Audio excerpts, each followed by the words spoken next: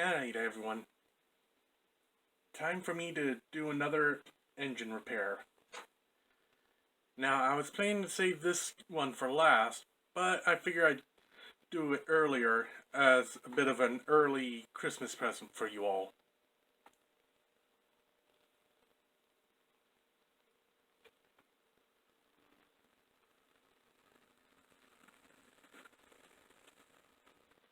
As you can see, I've chosen to fix up next the 460 Camelback.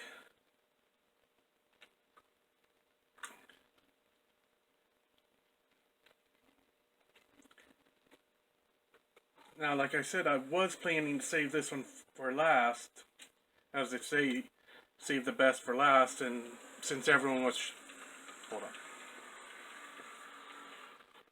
Since everyone was shown the most interest with this one when I did the initial video showing off the engines, like I said, I was going to save it for last.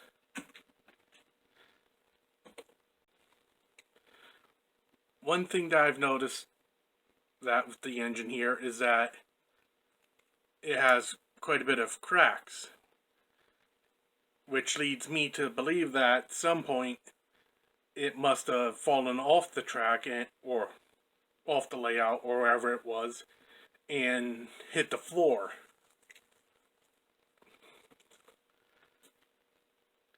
The tender as well has some small spider cracking, but it's not as bad as the engine. Alright, and I'm actually going to hold up the engine here while the throttle's at full,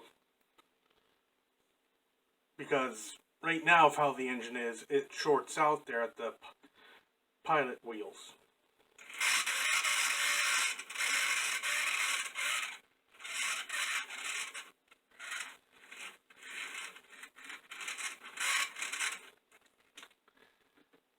But there it is running. As you can hear, there was a bit of squeaking, so it definitely needs oiled. But let's see if we can get this engine back into full running condition again. Let's go on over to the bench. Alright, let's go ahead and begin the teardown.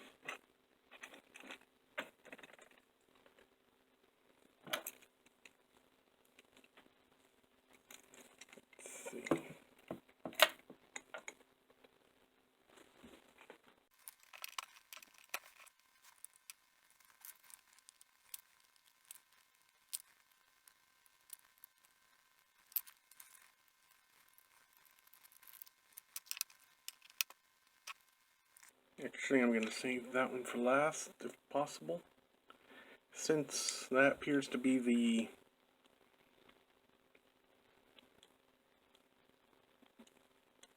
screw that holds on the bottom plate for the running gear. No, wait. That's actually a motor mount. Well, the chassis mount.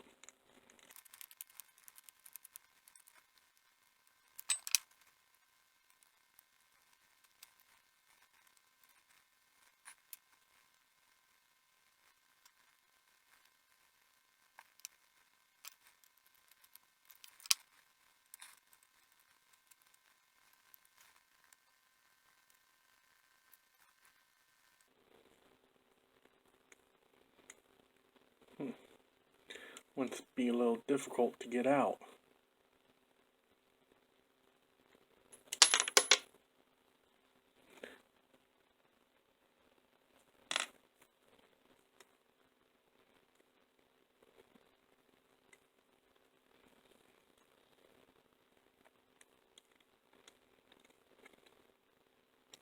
And as I said, I don't like to force stuff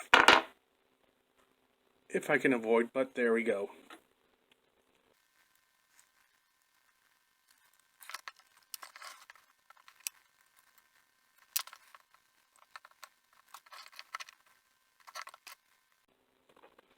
And good thing is it looks like this one I can remove the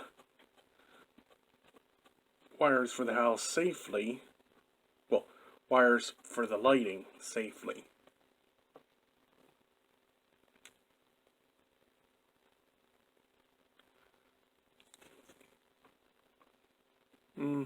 Okay, then again, maybe not.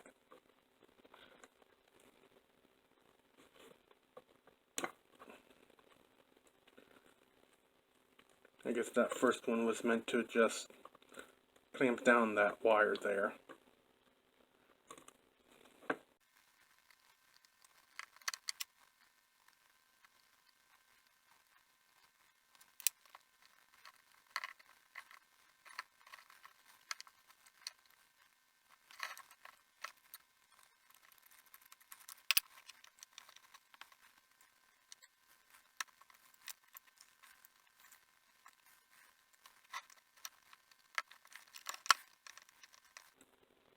Alright, I'm going to dismantle the rest of this off camera. It's taking a little longer than I thought. Alright, I've torn down the engine and got the light out. And as I've said,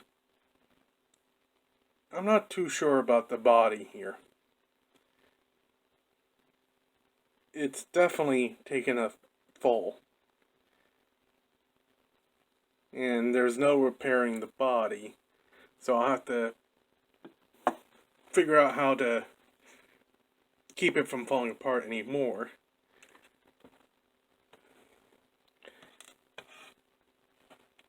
But I figured I'd bring you guys back for the rest of the teardown.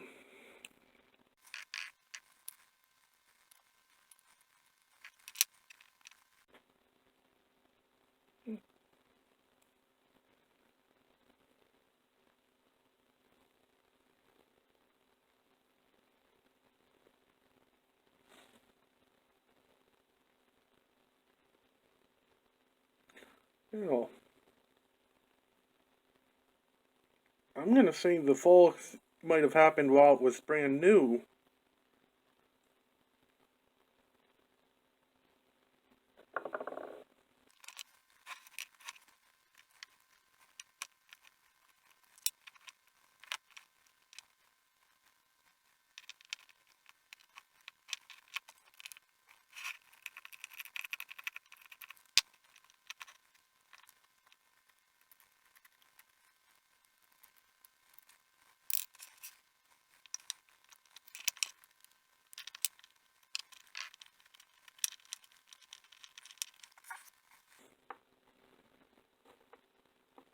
Not too much gunk there. But the wheels, at least, they only appear to need a good cleaning.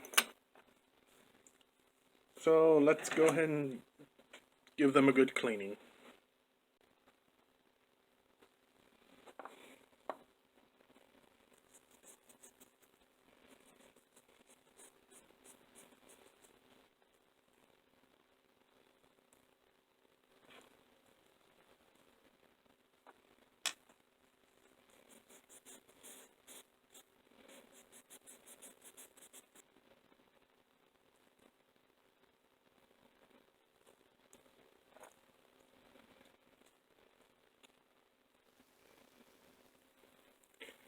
Alright, now that we've given the wheels good cleaning, let's work on cleaning the commutator up a little. And by the looks of it, it does need cleaned quite a bit.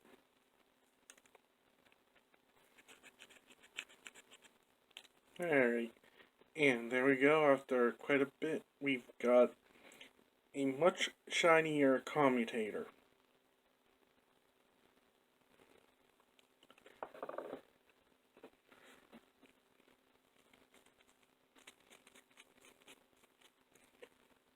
So now let's go ahead and reassemble the chassis part of the engine. I'm not going to hook the body on because of all the issues I've said about.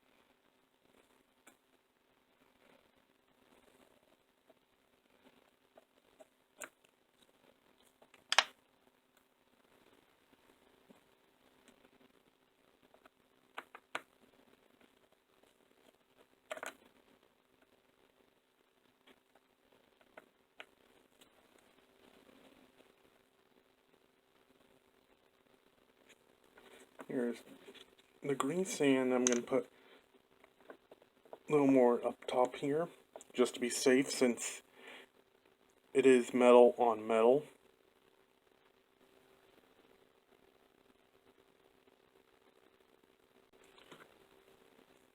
And how to oil the axles. And when I flip over, I'll also oil the motor bearings.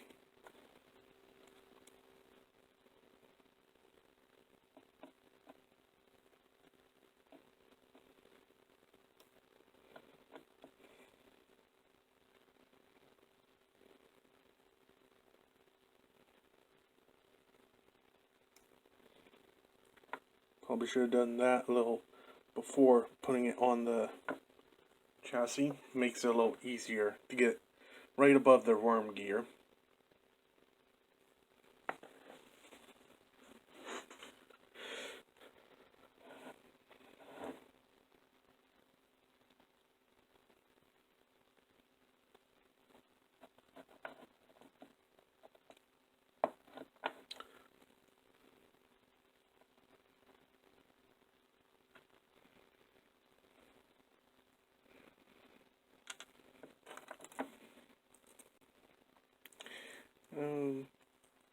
These guys are self-contained, so can't really do too much to them.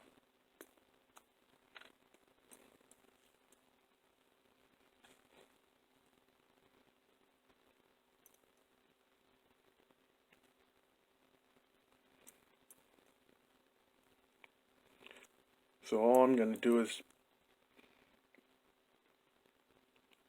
put a little bit of oil at the boxes there.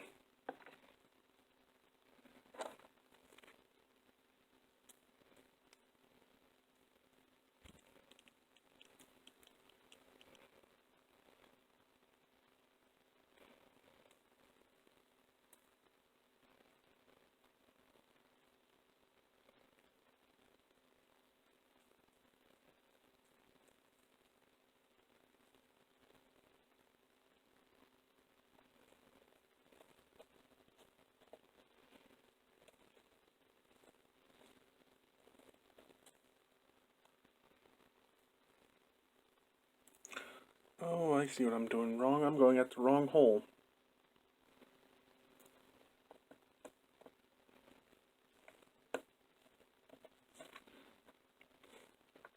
There we go. The problem was I was trying to screw into this hole, which is the body mount hole. But there we go. I think I have that. Let's readjust that guy a little. I don't like how he's pushing against the wheel.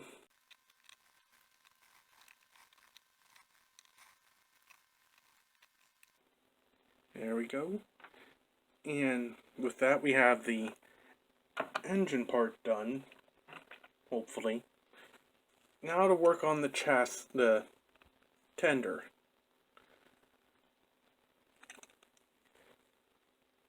With it, I'm not going to do much. I'm just going to give it a nice cleaning of the wheels as well as the horn since it's a live tender. Alright. Now to go ahead and give these guys some oil.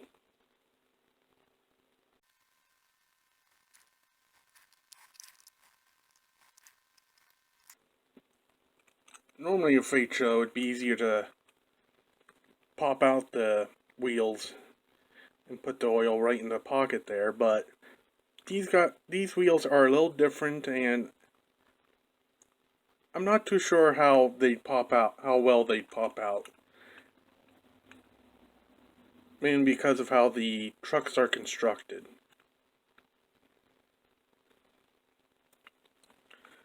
But there we go. Nice, quick, and simple there. I still do not like how that goes right up against there.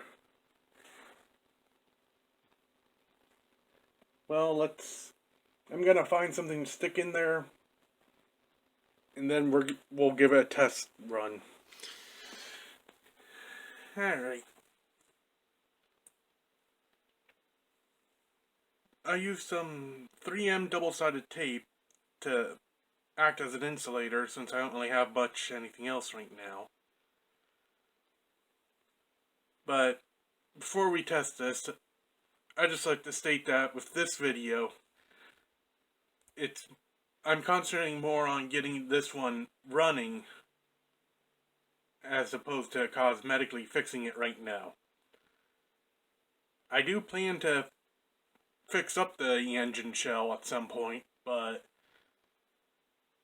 I'm gonna have to look into that one a little more. But let's see what we got here.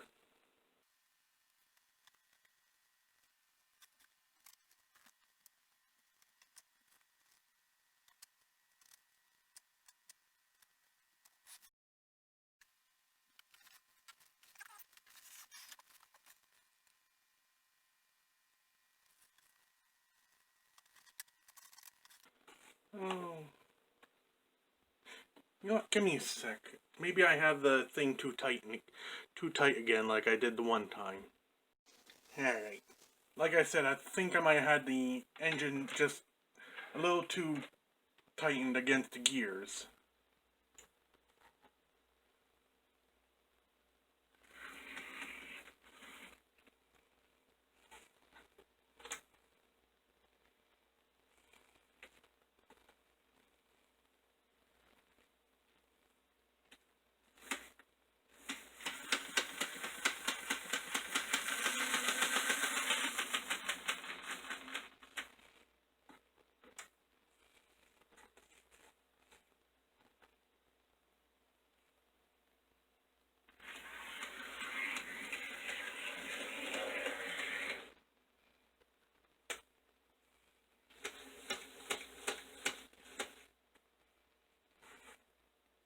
Alright, it's not moving too well because it doesn't have the weight of the shell on the engine, and like I said, this one was the heaviest out of all of them when I did the initial testing.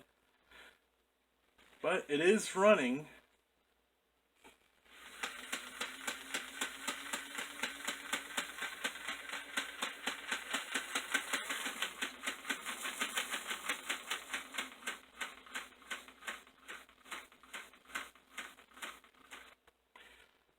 But, so I'm going to count that as a positive.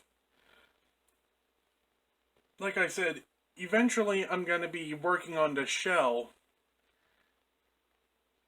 and I'd like to get this to look cosmetically good.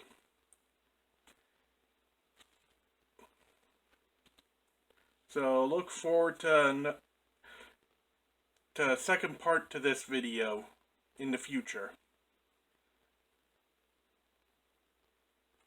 Till next time, I'll see you on down the line, and everyone have a very Merry Christmas.